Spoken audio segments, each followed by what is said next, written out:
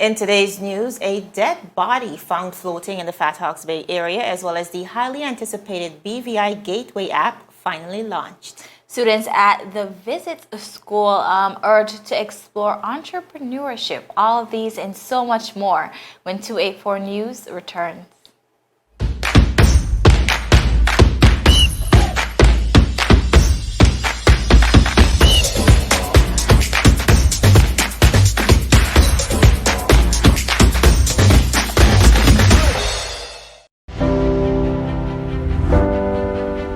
The win! Oh! What are the hell? I'm freaking out! Is time.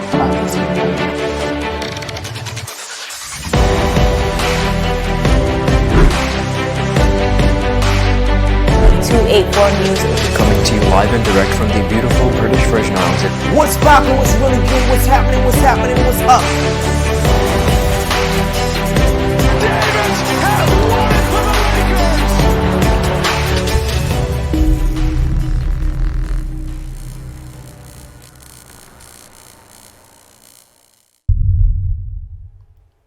Welcome everybody. Today is Tuesday, November 24th, 2020, and we are coming to you live straight out of the British Virgin Islands. I am Kyla Kenisha Forbes. And my name is Javon Wilson. We're so happy, viewers, to be joining you. Of course, to dig into the local, regional, as well as the international happenings across the world. Now, beginning with great news right here in the BVI, the highly anticipated BVI Gateway app is now live, viewers. Of course, this app will formally give our incoming travelers, whether it's residents or non-residents, the opportunity to get their formal authorization to enter into the territory just about over a week from now, Kyla. Also in St. Lucia, I know St. Lucia initially was being looked at within the region, Kyla, as one of the models as it relates to beating COVID-19. Well, St. Lucia has actually made the high-risk travelers list for Dominica. Dominicans are saying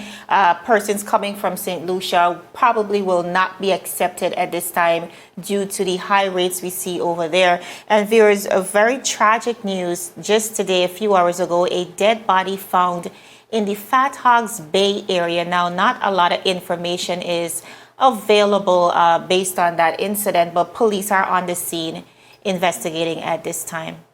Most definitely. All right, viewers, we're going to jump straight into your newscast for today. Now, the highly anticipated BVI Gateway app, which gives incoming tourists authorization to enter the British Virgin Islands, was launched yesterday, November 23rd, by the government of the Virgin Islands. Now, the mobile application will be used by visitors to upload their travel documents prior to their arrival on December 1st onwards. The portal details the application process for both residents as well as our non-residents, as you can see on the screen. Now, residents are required to apply to the site as well, and if home quarantining is required, they must request that at least 7 days prior to arrival to allow for the proper health inspection of the property. Personal information, answers to pertinent health questions, as well as their negative PCR test result must be applied before gaining authorization for re-entry. We also have the non-residents tab, and persons under that category are to submit proof of payment for the required minimum 5-day accommodation from an approved travel accommodation, of course, as approved by the government as well as the health authorities here in the British Virgin Islands. Similarly, personal information, a negative PCR test result, as well as the mandated travel insurance that we've been talking about, Kyla. All those are required upon filling out that form online. Now, approved travelers, viewers, must present their BVI Gateway Travel Authorization Certificate along with their negative PCR test result at the check-in counter prior to boarding the flight to the territory. The negative PCR test results should be obtained at least 5 days prior to travel, and persons testing positive will not be allowed into the territory. Those persons will be denied approval. Now, viewers, on October 26th, the Premier of the Virgin Islands, Honorable Andrew A. Foy, said that the approval process would take the form of a BVI Gateway Traveler Authorization Certificate. He had said, and I quote, This certification streamlines the process at the BVI's ports of entry for both air and seaports and removes the need to fill out paper versions of the same form.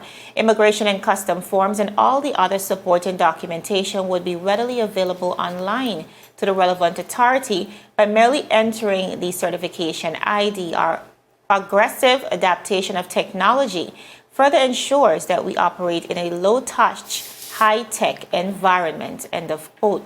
Now, there is the new government-implemented app, the wearable technology as well, and the relevant system. They were all developed by the Amber Group Limited, which is a global technology company based in Jamaica with operations in 23 countries.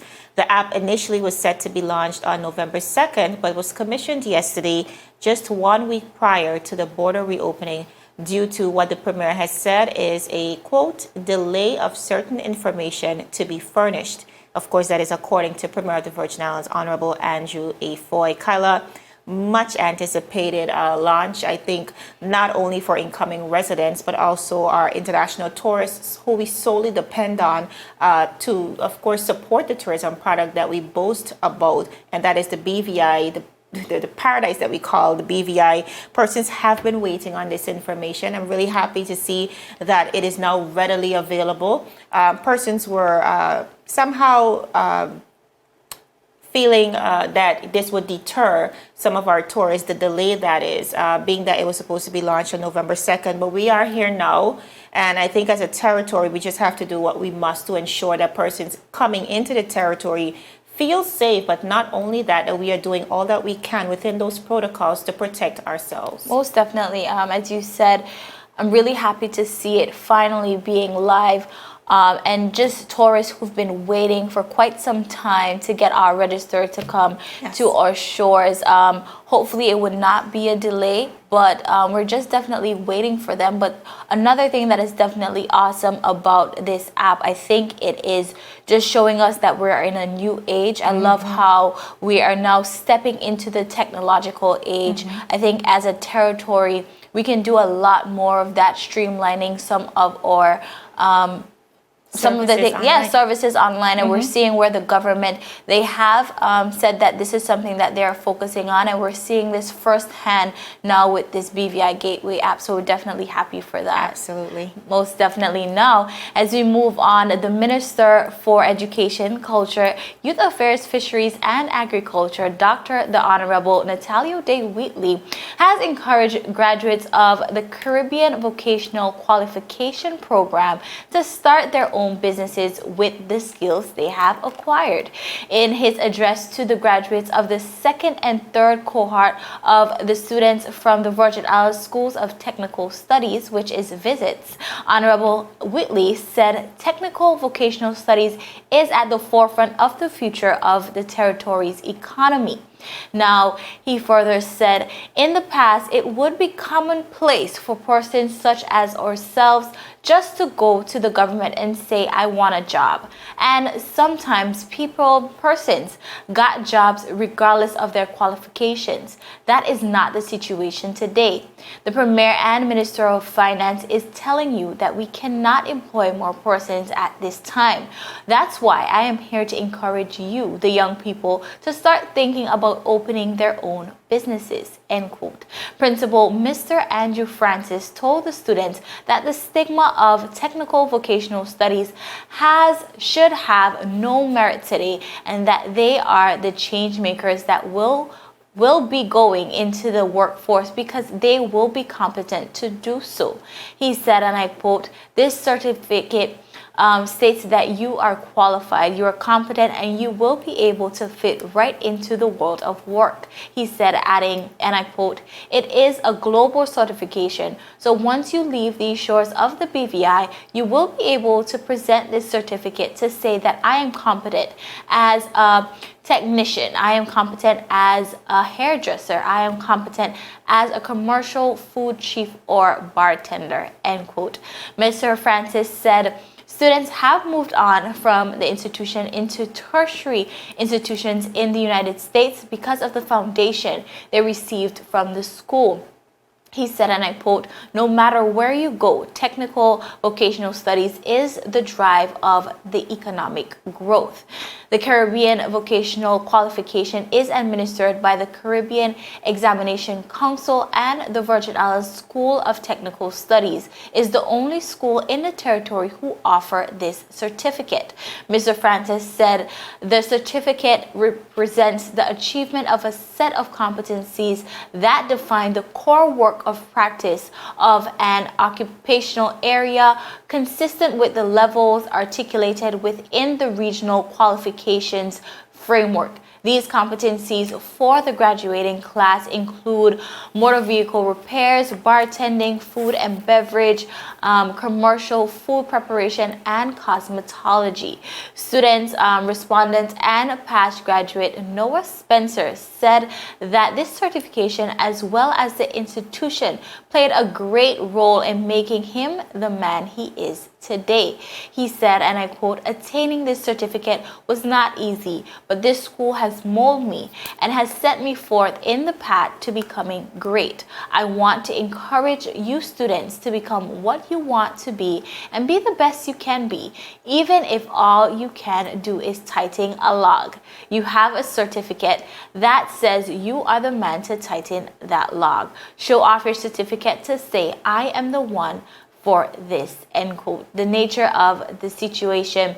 Now, Javon, at the end of the day, I'm really happy to hear all about this. I think the BVI must move towards just encouraging our young persons to take up more vocational and technical studies. That is the way that the world is going. Nothing is wrong with being a tradesperson. And I think the more that we preach this and the more that we make our students confident that this is the way to go, I think we'll see a lot more talents coming out of these areas. You're absolutely right, and it has to begin at that school education level, because we often come, one of the industries we can examine is the construction industry that is heavily dependent on the expatriate community. And one of the things we've been looking at is how do we qualify local BVI landers to be able to perform effectively in these industries that really marry into the economy and support us as a people and as a territory.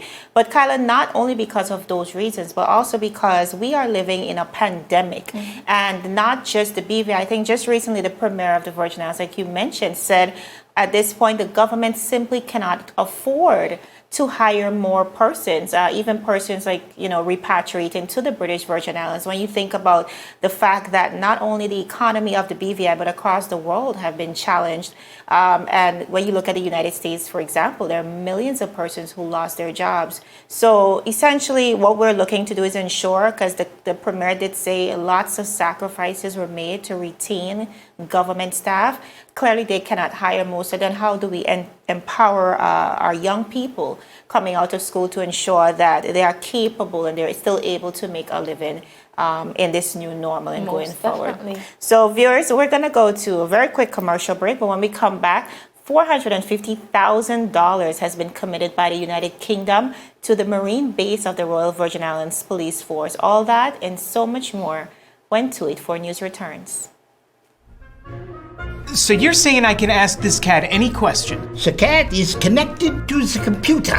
You just type in the question, it will read his mind. There the answer comes.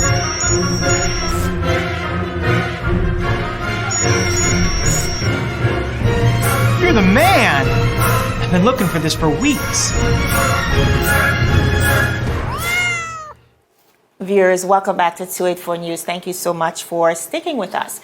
Now, coming out of a GIS press release, the Marine base of the Royal Virgin Islands Police Force is expected to be transformed to a 24/7 operation that is bigger and better, and also better able to weather any storm to the completion of a $2,010 million project.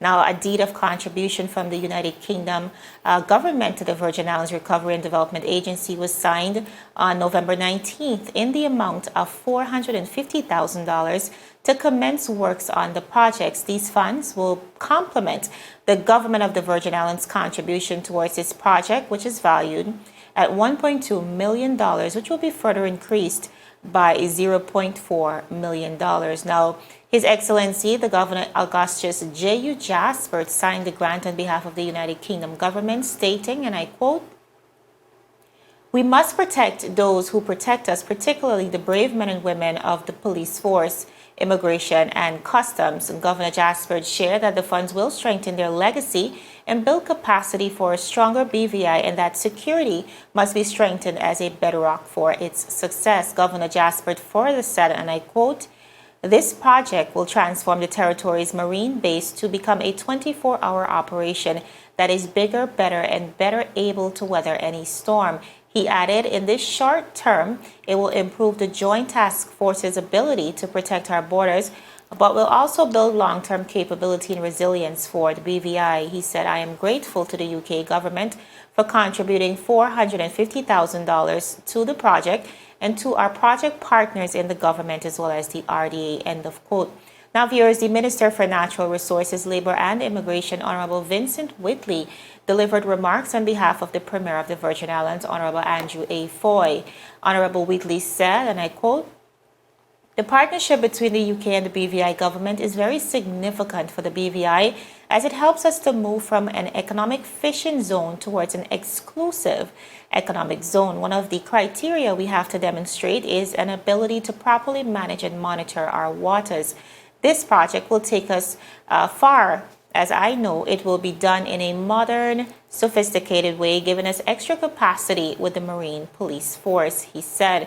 Now, viewers, the renovation of the Marine base will reestablish an effective operational base for the marine capability of the Royal Virgin Islands Police Force, Customs and Immigration, which together with an increased number of fully functioning vessels by the Royal Virgin Islands Police Force and HM Customs, will allow the base to provide round-the-clock operational support to manage the marine security and safety of the territory. Works to be undertaken include a site clearance, removal of derelict boats and vehicles, securing of the perimeter, renovation of the main building with adequate office and dormitory space for staff, and the safe storage of weapons, workshop, dockage, as well as boat storage. Now, Kyla, we've been, especially from the onset of COVID-19, speaking about the importance of heightening security, especially as it relates to marine security, the security of our borders. We've seen many challenges, lots of interventions as well. We've seen the Royal Virgin Islands Police Force, in collaboration with the other entities, really working hard to ensure, one, that we do not allow persons into the territory illegally.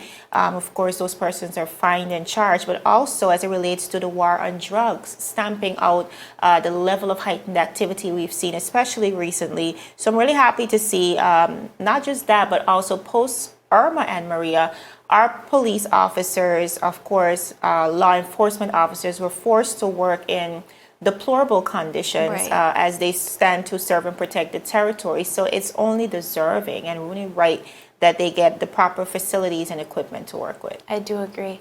Now, in a government-issued press release, the Ministry of Health and Social Development has issued a health alert as a result of an increased level of gastroenteritis reported in the territory. According to public health officials, gastroenteritis is an inflammation of the lining of the stomach and small and large intestines. This condition is very contagious and can spread rapidly and easily from person to persons. The pathogens or germs that cause gastroenteritis can be transmitted through contaminated food and water directly from person to person and through airborne particles circulating in the air.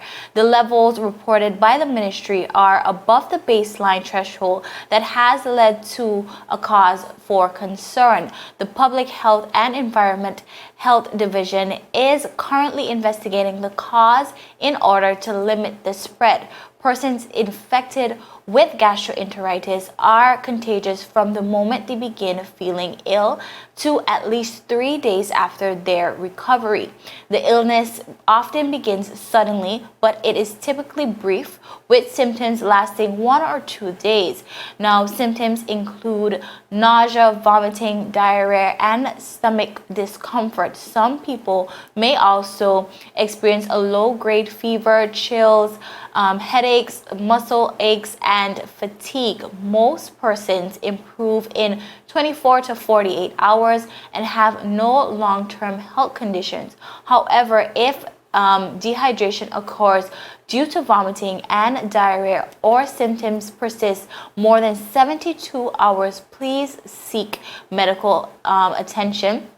Dehydration is usually little more than an inconvenience to an otherwise healthy adult, but can be deadly for persons who are very young or elderly or has some immune compromisation. Now, affected persons may be contagious for as long as 2 weeks after recovery, as said before. Therefore, it is important to use good hand washing and cleaning practices.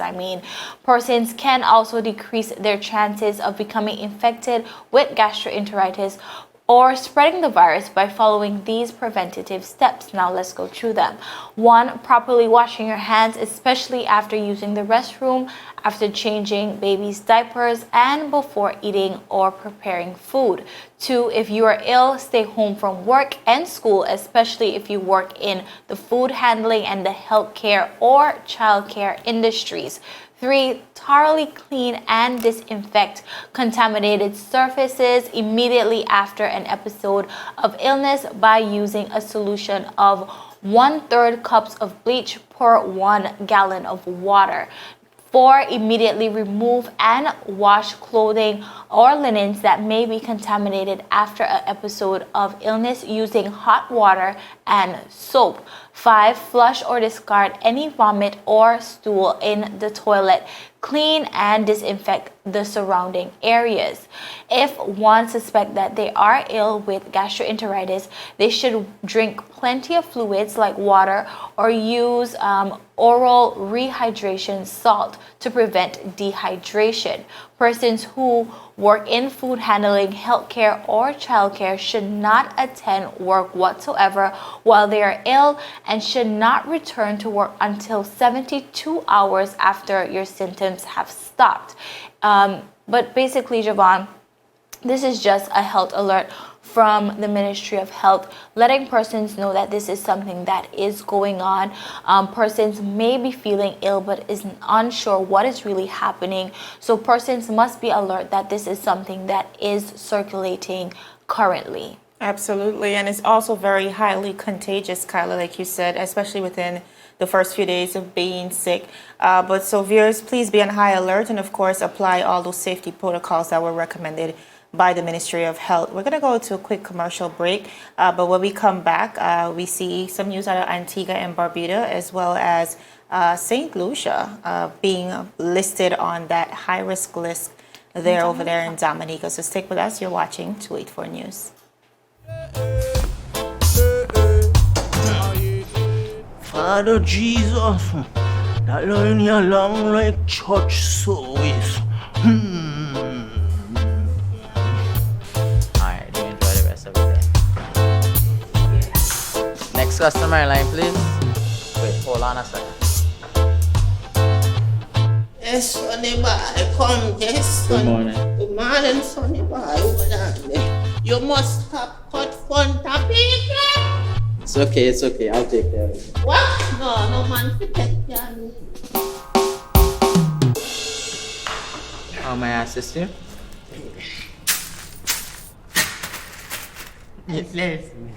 You want top of power? You want top of power? Join the prepaid party with CCT and enjoy more affordable data plans, more top-up promotions, more savings with hero bundles, and more value for your money each and every Tuesday with Top Up Turn Up Tuesday. Visit a CCT store today or anywhere CCT Top Up is sold and top up your phone. 5, 10, 15, 20, 25, 30. You want top of power? Viewers, welcome back to 284 News. Now, as said before the break, we have some news coming out of Antigua and Barbuda. Now, Antigua and Barbuda's government is questioning how the U.S. Center for Disease Control and Prevention, which we know as the CDC, could label it as a very high-risk country for coronavirus when its infection level is very low.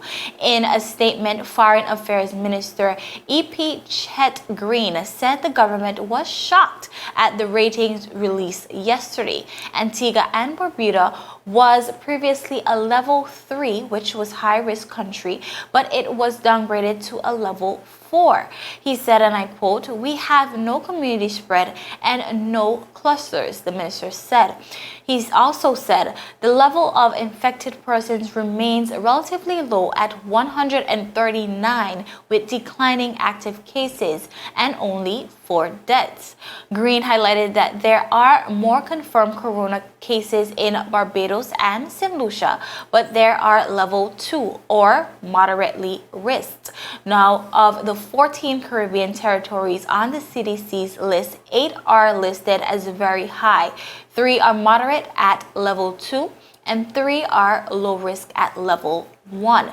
Now, Green asked Sir Ronald Saunders, the Antigua and Barbuda's ambassador to the United States, to contact the CDC today to ascertain the basis on which the country has been placed in a very high-risk category for travel. He stated, and I quote, "If something is not being done about which or authorities need to be aware, then CDC has an obligation to inform us so we can remedy it. But putting us on a very high-risk list without notice, explanation, or consultation cannot be right." Now, Javon, we've spoken a lot about this, the listing and the classification as it pertains to CDC. I think Caribbean countries, many times we see these statements coming up about the disagreement as to being classified in by the CDC as it pertains to travel. And this is something that is very important because essentially this is a CDC telling travelers in the United States if to travel or to not to travel to a specific country. And as Caribbean countries basically depending on tourism, this is a big deal. It's damning, and that's why the government of Antigua is challenging even what the CDC is saying, because persons are looking to CDC as literally as the travel guide as to where do I travel to and so on. The BVI was previously on that list, and we of course believe that it wasn't warranted as well. The BVI is currently at a level 1, even though there are currently no presence, known cases, I should say, confirmed cases of COVID-19 in the BVI. And like you said, Kyla,